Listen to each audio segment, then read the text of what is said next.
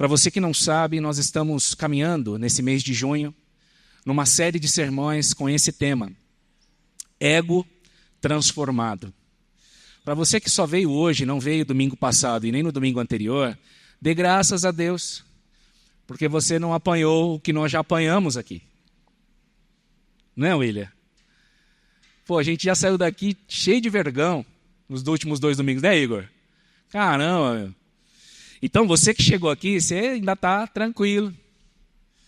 Porque essa tem sido uma série que tem mexido muito com a gente. Nós falávamos isso no pequeno grupo essa semana, quando o Jefferson compartilhava ali com a gente, do que nós ouvimos aqui domingo passado, e quanto isso tem, de fato, mexido com a nossa vida na prática. Na prática. Como isso tem desafiado a gente, irmãos. Então, assim, hoje aqui, fiquei incumbido, responsável de trazer uma das partes dessa série, mas eu confesso a vocês que é um assunto que Deus tem feito eu viver, ou me levando a viver, mas me reconheço aqui diante de vocês também, como aquele balãozinho do meio ali. Não só fisicamente, eu sei que você pensou fisicamente. Mas eu falo na questão do ego, né?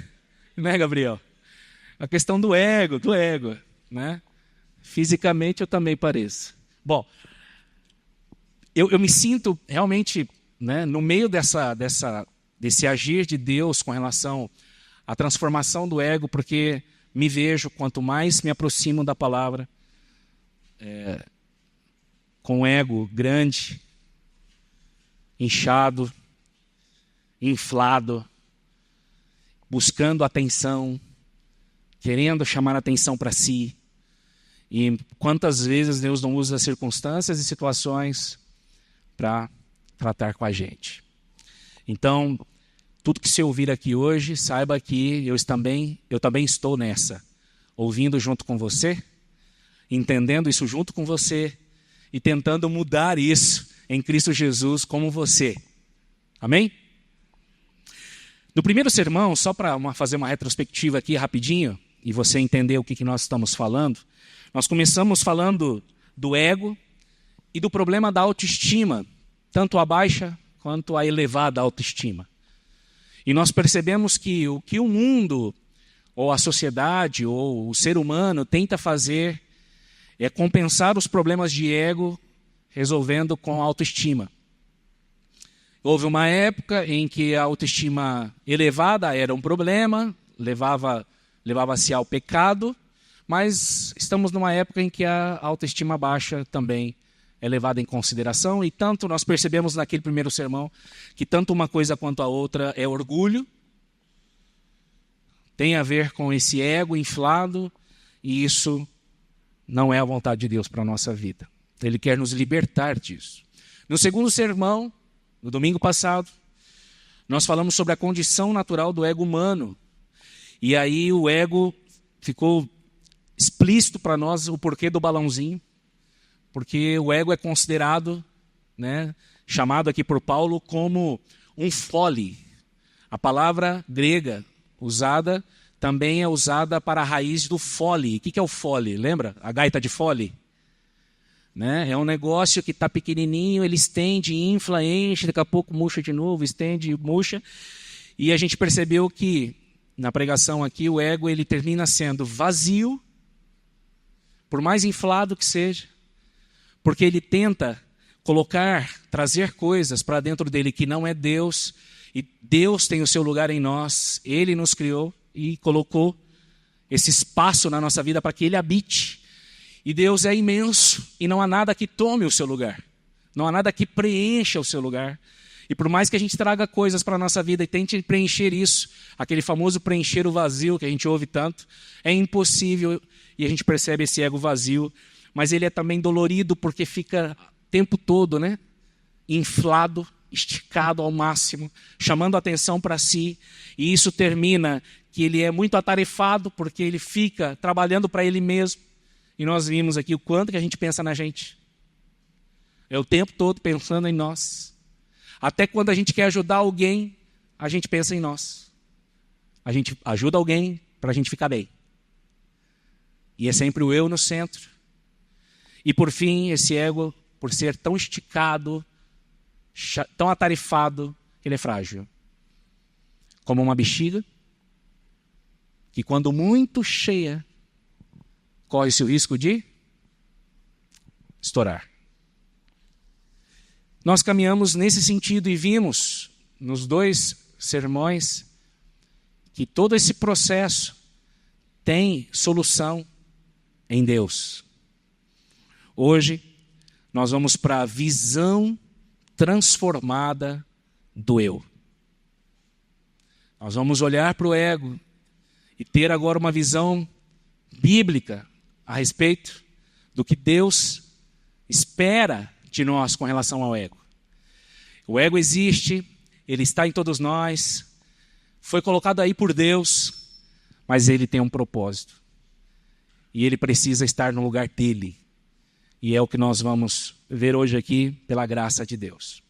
O texto básico que nós estamos caminhando durante todo esse mês, e se você ainda não anotou na sua Bíblia, vale a pena anotar, abre ela aí, 1 Coríntios, no capítulo 4, a gente começou do 3, do 21 em diante, e hoje nós vamos pegar o comecinho do capítulo 4, do versículo 1 até o versículo 4. 1 Coríntios 4, do versículo 1 até o versículo 4.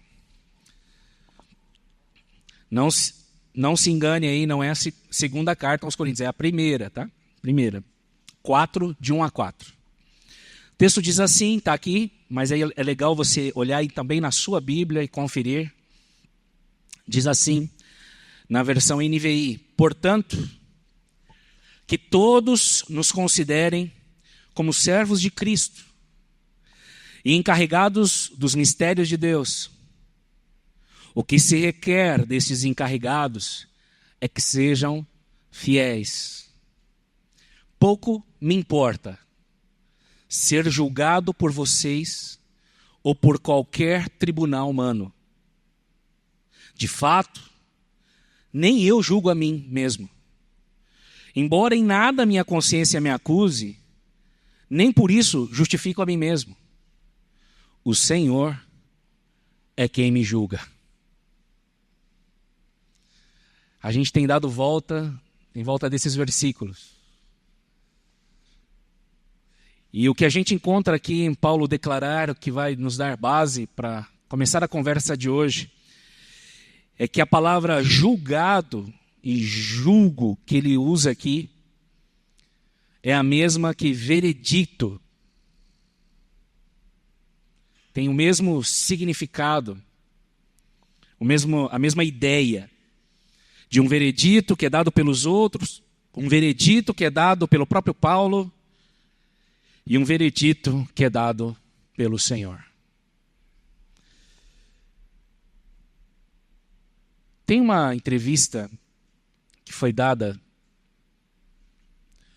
à revista Vogue pela Madonna, e ela é destacada, inclusive, no livro que é base dessa série de sermões, do Ego Transformado, e que eu trouxe ela aqui porque eu acho que vale muito a pena a gente ouvir agora a Madonna falar.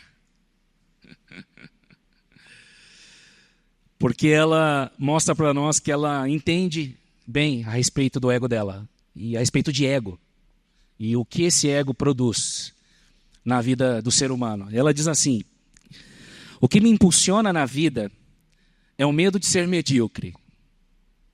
Isso é o que impulsiona a Madonna. Ela não quer ser medíocre. Esse medo é o que sempre me impele. Venço um de seus ataques e descubro-me como um ser humano especial. Puxa, sou muito boa. Mas logo continuo me sentindo medíocre e desinteressante, a menos que faça outra coisa espetacular. Apesar de ter me tornado alguém, ainda tenho de provar que sou alguém. Minha luta não terminou e acho que nunca terminará. Você se identifica com a Madonna? Quantos de nós não estamos nessa luta constante por provar que somos alguém, por provar que temos valor, por provar que somos interessantes, por provar que sabemos alguma coisa, por provar que fazemos algo bem. Uma luta constante por ser alguém especial e ter isso dos outros, ter essa aprovação dos outros. E a Madonna fala assim, eu não quero ser medíocre, quer dizer, eu quero ser alguém diferenciado. Legal. E aí eu procuro fazer um negócio extraordinário. Eu faço, o pessoal aplaude, bate palma, fica demais, fala, nossa, não, olha, dessa vez esse álbum... Mas daqui a pouco isso desgasta, termina, os aplausos desaparecem, a plateia começa a achar críticas no trabalho que ela fez, e as críticas começam a ser fortes. E de repente ela diz, eu preciso me reinventar, eu tenho que fazer algo melhor ainda. Para que de novo eu me sinta importante. Isso não te parece uma prisão? Isso não te parece cansativo demais? Ter que sempre ficar mostrando quem você é, o seu valor para os outros. Ter que ter sempre a última palavra, a razão e tudo mais. Para que os outros deem a sua opinião, e então essa opinião possa valer alguma coisa para nós. Talvez você ouça a Madonna e fale assim, poxa vida, eu também tenho essa luta, todos os dias. Mas, talvez, você não tenha essa luta.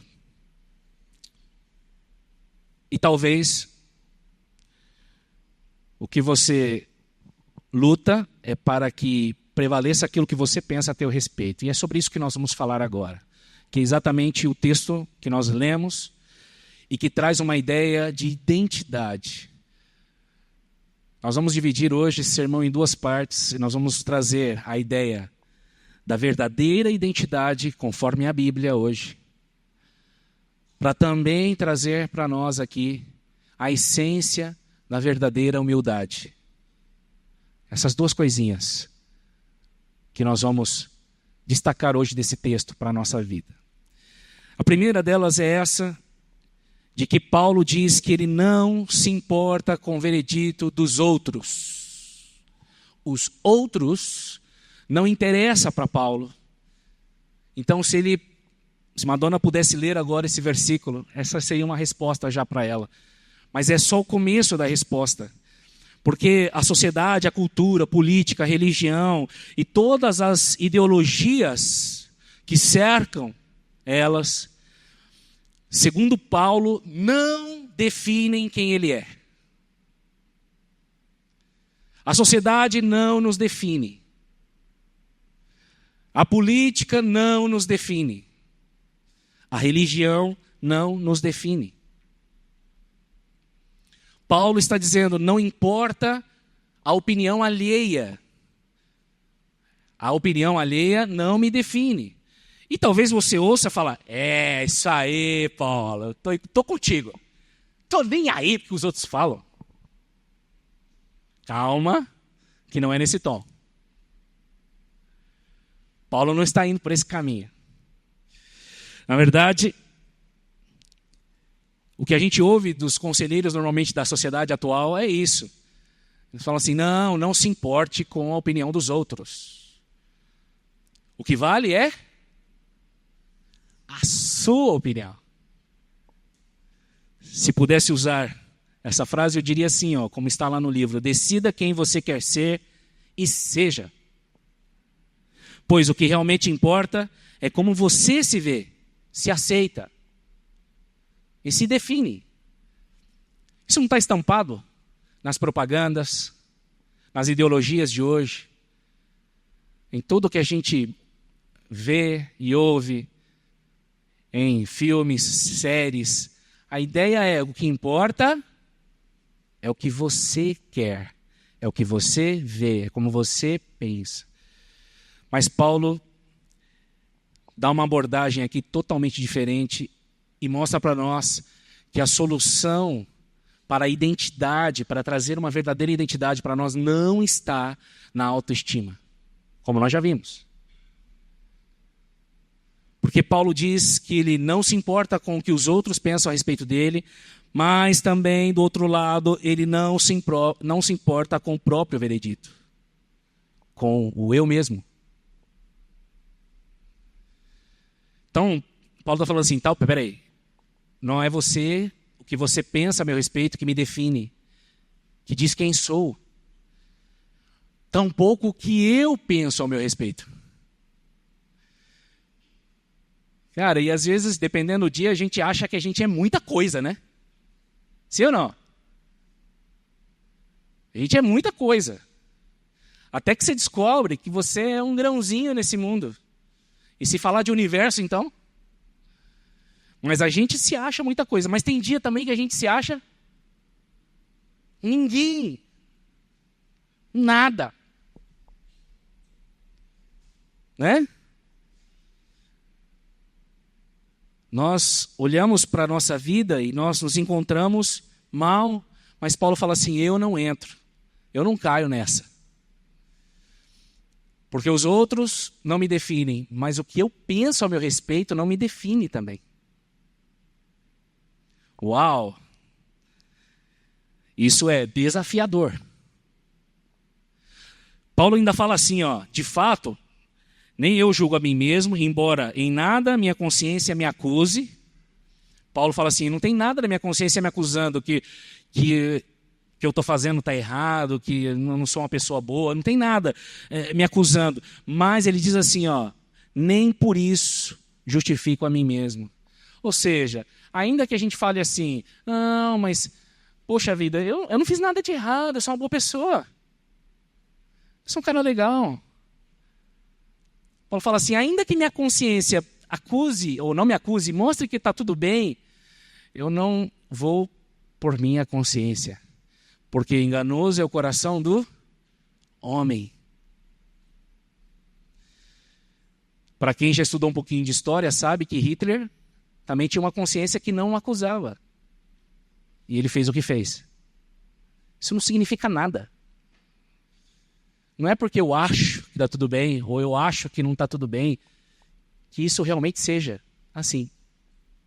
Então Paulo fala assim, não interessa a opinião alheia, mas também não interessa o que eu penso a respeito de mim. Paulo, o que interessa então? Aonde que está a verdadeira identidade? E ele responde no texto. O que me interessa é o veredito do Senhor. É o Senhor quem me define. A busca da nossa verdadeira identidade, ela não está nos outros, nem em nós mesmos, mas ela está em Cristo Jesus. Cristo é o nosso Senhor e Salvador, mas também é o nosso Criador. E eu trouxe aqui alguns versículos para exemplificar isso. Segundo o Evangelho de João e a carta de Paulo aos Colossenses, é Jesus quem nos define. E olha o texto. 1 João, capítulo 1, eu separei o versículo 3 e depois Colossenses, também aí só o capítulo 1, versículo 16. Diz assim, todas as coisas foram feitas por intermédio dele. E sem ele, nada do que existe teria sido feito. No texto de Colossenses 1,16, vai no mesmo sentido.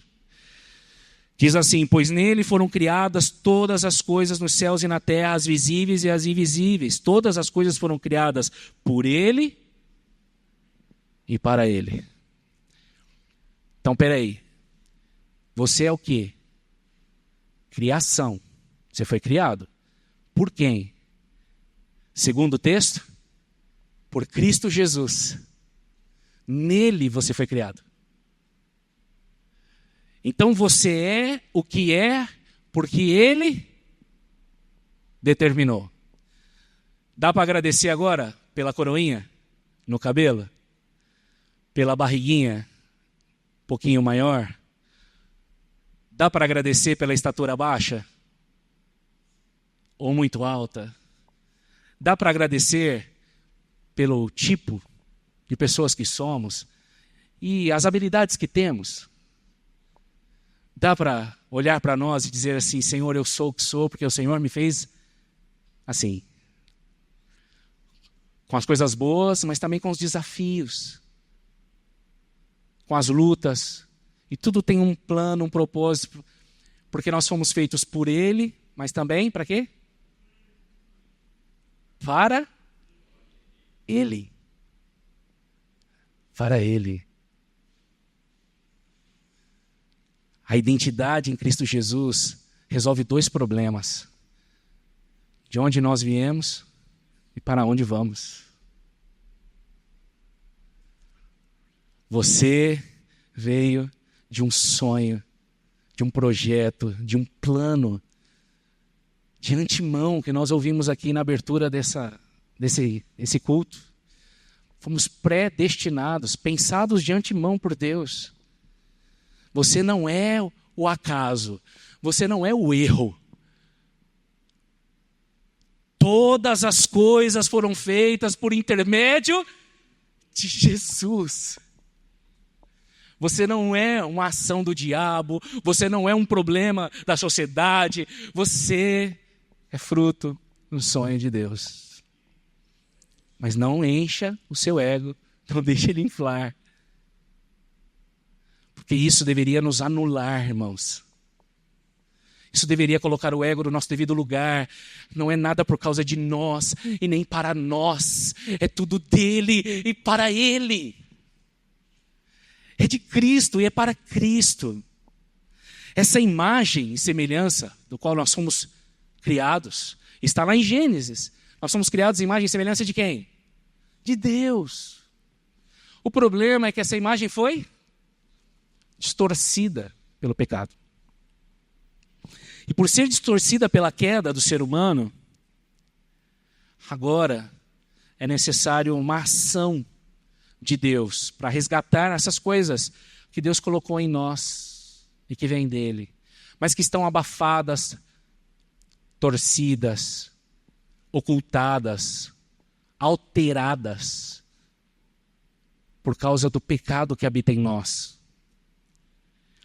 E versículos como esse de Gálatas 2:20 agora faz toda a diferença, tem tudo a ver, encaixa perfeitamente no que nós estamos falando. Paulo diz assim: em Cristo, se eu creio em Cristo e se eu me arrependo realmente de quem sou, dos meus pecados, e eu o confesso como Senhor e Salvador, se eu realmente creio que Ele é meu Senhor e Salvador, a palavra de Deus diz que Ele nos salva. E Paulo diz assim: em Cristo eu fui o quê? Crucificado. Eu fui crucificado com Cristo. Assim, já não sou eu quem vive, mas Cristo vive em mim. Qual é a ação de Deus para a nossa verdadeira identidade? É nos resgatar, nos trazer de novo para Ele, ao ponto de que nós não sejamos mais nós mesmos, mas Cristo em nós. Ao ponto que Paulo diz: Cristo em nós, a esperança da glória. Essa é a esperança que nós temos, irmãos. Cristo em nós. Então a nossa identidade, irmãos, é Jesus. A nossa identidade é Jesus. E Cristo é que tem a palavra final e diz que fez o que fez e nos criou como somos, porque Ele tem propósito nisso. Portanto, o chamado de Jesus é para que a gente morra. Quando fala o texto, eu fui crucificado com Cristo, Paulo está dizendo, eu estou morrendo também, para que desapareça eu e apareça Jesus. Em Mateus 16, versículo 24 e 25, Jesus diz a mesma coisa, quando ele fala aos seus discípulos: se vocês querem me seguir, se vocês querem ser meus discípulos, se alguém quiser acompanhar-me, negue-se a si mesmo, tome a sua cruz e siga-me. Pois quem quiser salvar sua vida, a perderá, mas quem perder a sua vida por minha causa, a encontrará. Tem gente que lê esse texto aqui e interpreta errado, né? Fala assim, né? Você quer me seguir, negue-se a si mesmo, tome a sua cruz. E o cara fala assim, nossa, minha cruz é minha sogra. Então, seguir Jesus é ter que suportar minha sogra. Claro que você tem que suportar a sua sogra, né, Jefferson?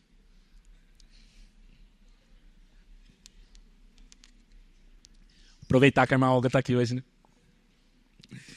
É claro que a gente tem que suportar a nossa sogra. Minha sogra é gente boa pra caramba, tá filmando.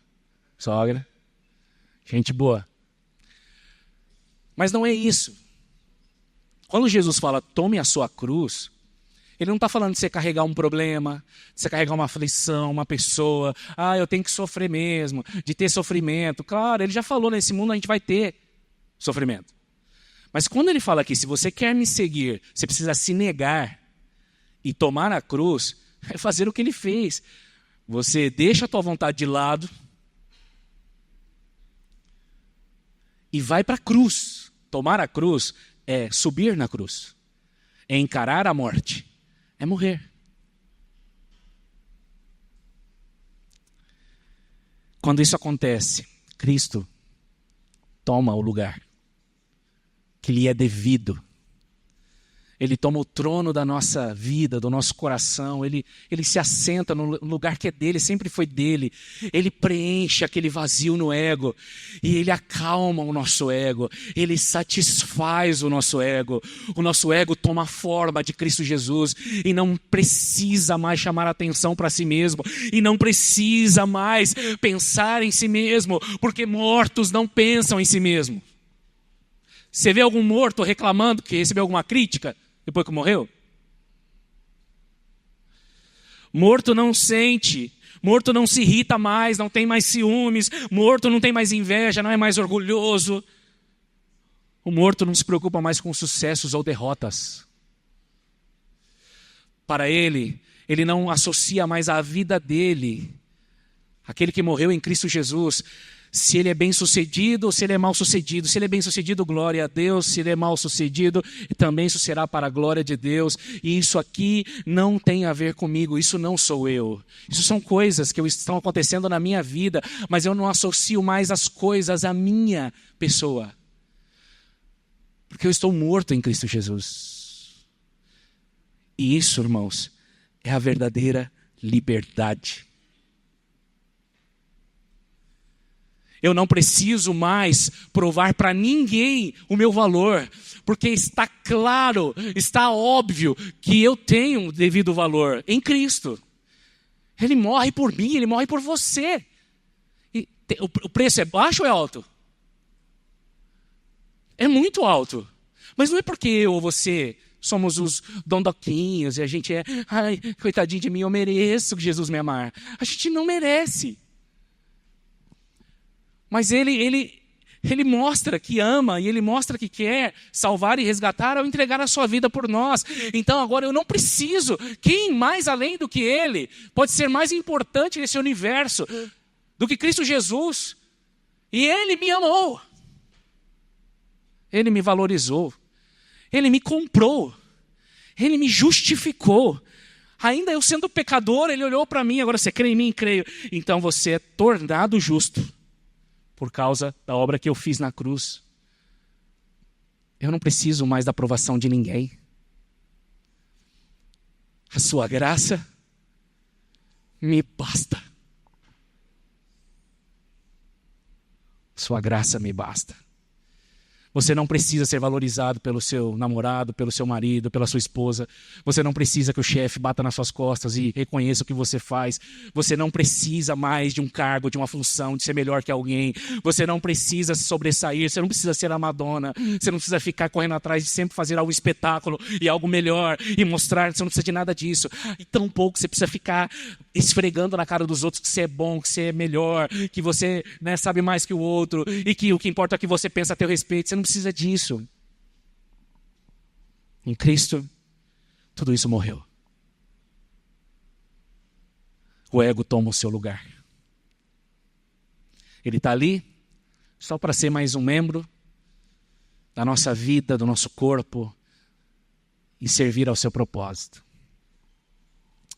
Mas nós chegamos na segunda parte, que tem a ver com esse morrer, que é a essência da humildade. Qual é a essência da humildade?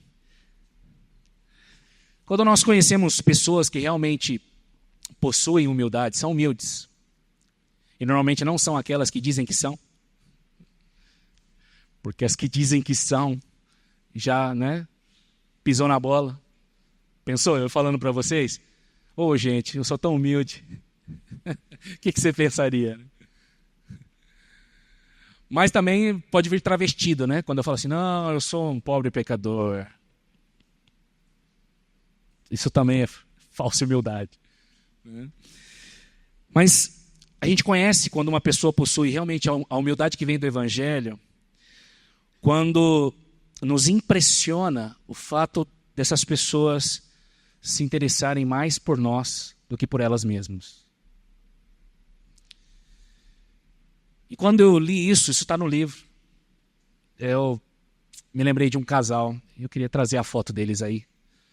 Nós conhecemos esse casal, Walter e a Maria, lá na Argentina. E eu vou resumir aqui, porque o nosso tempo não permite que a história seja longa, mas tem muita história boa com eles. Nós nos conhecemos por acaso num parque, nós estávamos com os jovens da igreja, num parque, numa roda, com violão, tocando, um dos parques lá de Buenos Aires, e esse senhorzinho passa com o chapéu, fica ouvindo a gente cantar, depois a gente ora, e ele se dispõe a orar conosco, sorridente, assim como na foto.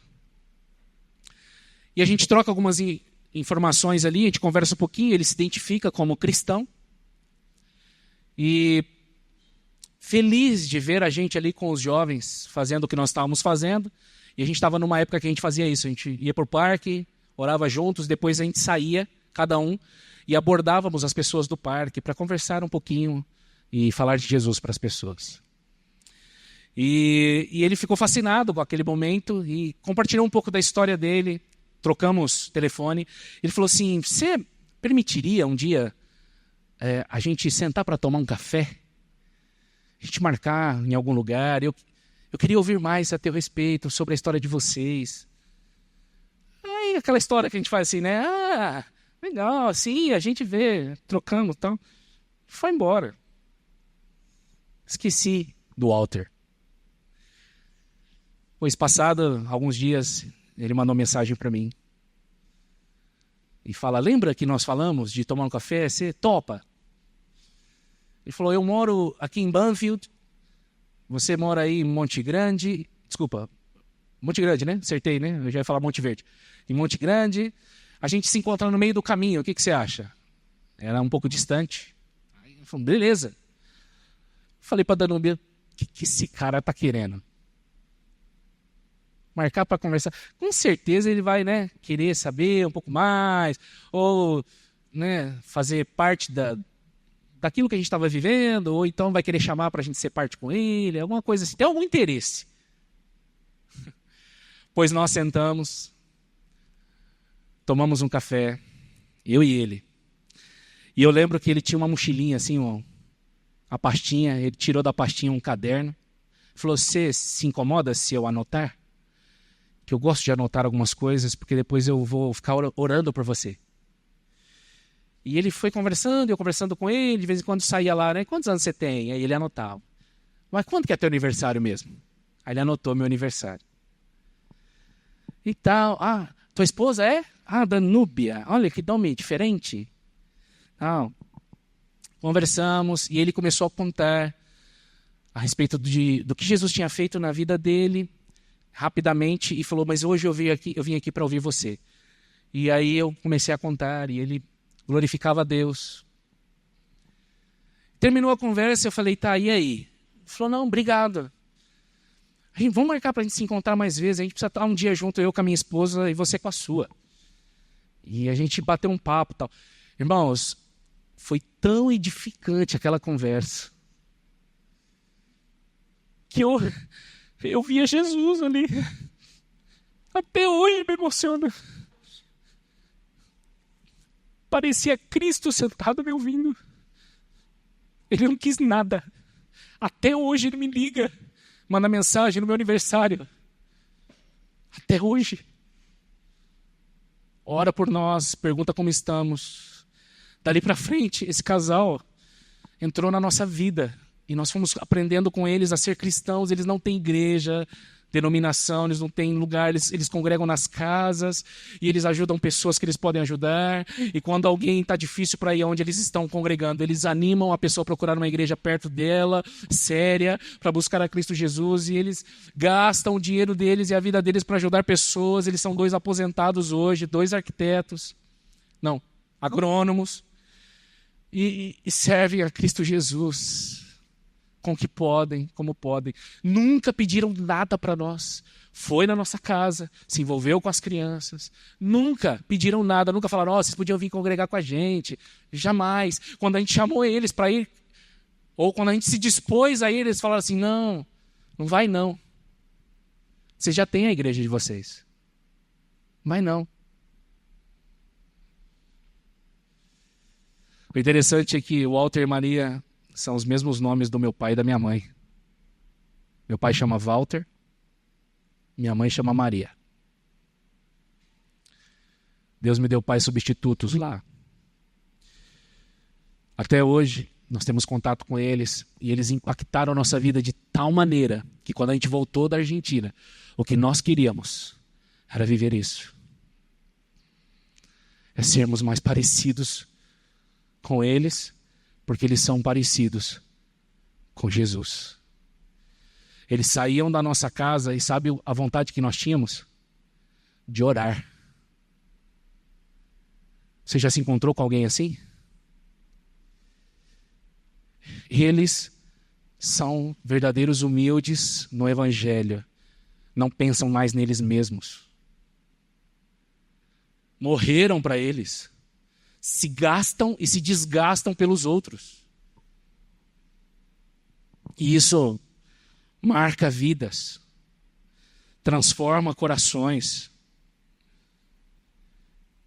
Timothy Keller diz assim no livro: a essência da humildade resultante do Evangelho não é pensar em mim mesmo como se eu fosse mais, nem pensar em mim como se eu fosse menos. É pensar menos em mim mesmo. O grande desafio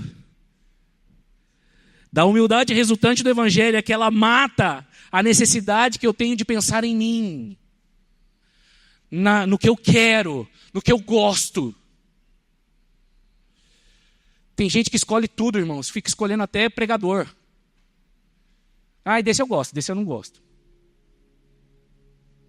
Essa música é legal, essa música... Quem falou que a música é para você? Quem falou que a gente prega aqui pensando em você? Você é o centro do universo? Tudo gira em torno de você? Frase da semana lá do pequeno grupo, né? Cadê a autora? Olha lá, como é que é? Você não é tão importante assim, como você acha que você é. Nem eu, nem ninguém. Porque não tem a ver com a gente, tem a ver com Jesus. Tem a ver com o Senhor. Em Marcos 12:30, Jesus nos ensina a pensar mais em Deus e no próximo, e menos em nós. Esse é o verdadeiro sentido do mandamento. Amar a Deus sobre todas as coisas e ao próximo como a ti mesmo. Não é amar a ti mesmo primeiro, para então amar o próximo e a Deus. É amar a Deus e ao próximo como seria amar você, mas você se abnega. Você para de querer pensar em você para pensar em Deus e no outro. Essa é a liberdade que vem do autoesquecimento, irmãos. Essa é a palavrinha importante, autoesquecimento. Isso é o descanso bendito que Deus quer dar a cada um de nós aqui nessa noite. Ele quer fazer você sossegar. Para de ficar procurando a aprovação alheia. Você não precisa mais disso. A verdadeira humildade que brota do Evangelho significa ter o ego satisfeito e não mais inflado. Como nós cantamos agora há pouco, no texto de João 4, 13 e 15, Jesus é a verdadeira água que sacia a nossa sede. Se eu beber dessa água, disse Jesus, jamais terei sede. Num trecho do livro, eu já estou terminando, eu fiz questão de trazer para ler. Eu queria que você prestasse atenção, vale a pena você ler depois. O livrinho é esse, Ego Transformado, Timothy Keller. Ele diz assim: você gostaria de ser alguém que não precisa de elogios, nem tem medo de recebê-los? Alguém que não tem fome de reconhecimento, nem morre de medo dele. Você não gostaria de ser o tipo de pessoa que diante do espelho ou de sua imagem refletida em uma vitrine, não apenas fica admirando o que vê, mas também não sente repulsa? O tipo de pessoa que não fica só imaginando belas jogadas que terminam em gols da autoestima, sonhando com um sucesso que a porá em cima de todo mundo? Talvez você viva massacrado e torturado pelos remorsos. Você não gostaria de se libertar disso tudo? Não gostaria de ser medalha de prata em natação e mesmo assim ficar entusiasmado porque o medalha de ouro venceu por mais de um corpo na sua frente? Não gostaria de admirar a conquista do opositor da mesma forma que admira o nascer do sol? Simplesmente encantar-se com a realização do outro. Não importa se o sucesso foi dele ou seu. Não interessa quem alcançou o primeiro lugar no pódio. Você fica tão feliz pela vitória da outra pessoa como se a conquista fosse sua, pois presenciou algo fantástico. Provavelmente você vai dizer que não conhece ninguém assim. Mas você e eu podemos ser desse jeito. E sabe como que a gente pode ser desse jeito? Sabe como que nós podemos alcançar essa maturidade? Sabe como que a gente pode viver essa liberdade? Próximo domingo. No próximo domingo, você vai entender como. Está preparado? Porque é glorioso, libertador, o que o Senhor tem preparado para nós no final dessa série. Domingo que vem é o último sermão da série. Eu queria terminar com vocês, pode ficar de pé, para nós orarmos, com 2 aplicações disso que nós falamos aqui. Primeira, minha verdadeira identidade, ela está em Cristo, irmãos. Você é o que é em Cristo. Se Ele diz que você é, você é. E se Ele diz que você não é, você não é. Eu sou pecador porque Ele diz que sou pecador. Está na sua palavra. Mas também Ele me chama de filho, porque na palavra dele diz que aquele que crê será feito filho de Deus. Por isso que nós cantamos, a primeira canção que nós cantamos aqui hoje à noite foi isso. Quem Deus libertar, livre então será. Sou filho de Deus, sim eu sou. Porque Ele diz que eu sou. Ainda que o mundo diga que não, ainda que a tua família diga que não, se Ele diz, Isso é. E a segunda coisa que eu acho que tem que sair daqui com muita tranquilidade é que a essência de uma verdadeira humildade, ela está em pensar menos em mim. Eu e você, nós precisamos pensar menos em nós, irmãos.